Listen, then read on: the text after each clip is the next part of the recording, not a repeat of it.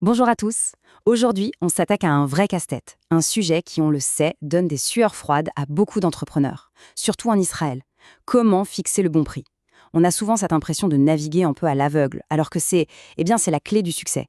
L'idée, c'est de construire ensemble ce fameux prix parfait, brique par brique. Alors soyons honnêtes 2 minutes. Ce prix, il sort d'où exactement?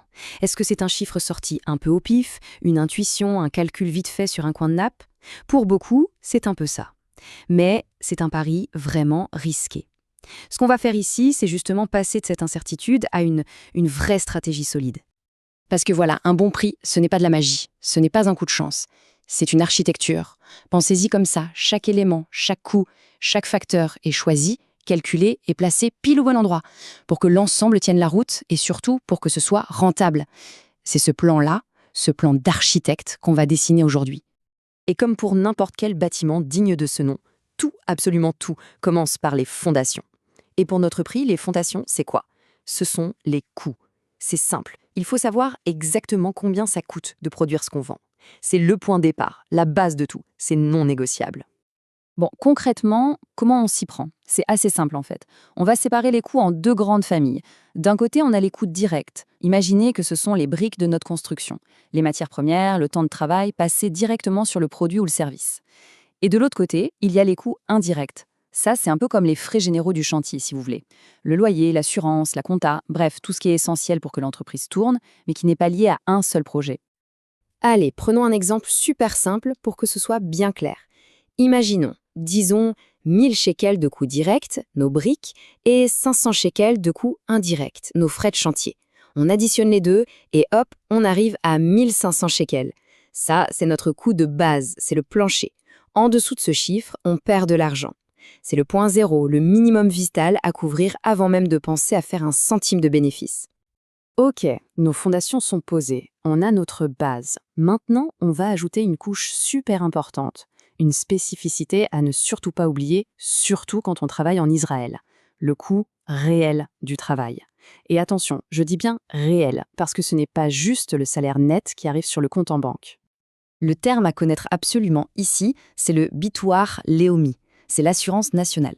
Et pour un employeur, c'est une charge sociale obligatoire qui vient se rajouter au salaire brut de l'employé. C'est crucial de comprendre ça, parce que si on l'oublie dans le calcul, eh bien, tout notre plan de coût est complètement faussé dès le début. Reprenons un exemple chiffré pour bien visualiser. On part d'un salaire de base de 10 000 shekels. Bon, ça, c'est notre point de départ. Mais comme on dit, c'est juste la partie émergée de l'iceberg. Par-dessus ces 10 000, l'employeur doit ajouter sa part pour le bitouach loumi. Pour un salaire comme celui-ci, ça représente environ 760 shekels. Et là, on voit tout de suite que la facture pour l'entreprise commence déjà à monter, n'est-ce pas? Et voilà, le chiffre qui nous intéresse vraiment, 10 760 shekels. Le coût réel pour l'entreprise, au final, est presque 8% plus élevé que le salaire de base. Ce chiffre-là, ce coût total, il doit absolument être intégré dans nos fondations, sinon tout l'édifice est bancal. Bon, nos fondations sont en place, elles sont solides. On maîtrise nos coûts internes sur le bout des doigts. Maintenant, il est temps de lever la tête, de regarder au-delà de nos propres murs et de commencer à construire les étages de notre prix. Et pour ça, il faut aller voir ce qui se passe à l'extérieur, c'est-à-dire sur le marché. Finalement, tout le processus peut se résumer à un plan très simple en 3 étapes. Étape 1, on additionne tous nos coûts, directs, indirects, le coût réel du travail, pour connaître notre seuil de rentabilité. Étape 2, on fait nos devoirs, on va voir ce que font les concurrents sur le marché local, ici en Israël. Et enfin, étape 3, on fixe notre prix final. L'objectif, trouver ce juste milieu, ce prix qui nous permet d'être compétitif, mais aussi et surtout de dégager une marge correcte pour vivre et faire grandir le projet. Pour résumer, tout est vraiment là-dedans. Un prix qui tient la route, un prix compétitif, il repose sur 2 piliers essentiels. Le premier, c'est la maîtrise parfaite de ses coûts en interne. Le second, c'est une connaissance fine du marché qui nous entoure. C'est vraiment cet équilibre entre l'interne et l'externe, entre se connaître soi-même et comprendre son environnement. Et pour finir, une dernière question, une question qui va un peu au-delà des chiffres bruts. Quelle histoire est-ce que ce prix raconte? Est-ce qu'il raconte une histoire de luxe, d'exclusivité ou au contraire d'accessibilité? De qualité premium, parce qu'il ne faut jamais l'oublier, un prix, ce n'est jamais juste un nombre sur une étiquette. C'est le premier message le plus direct qu'on envoie sur sa propre valeur.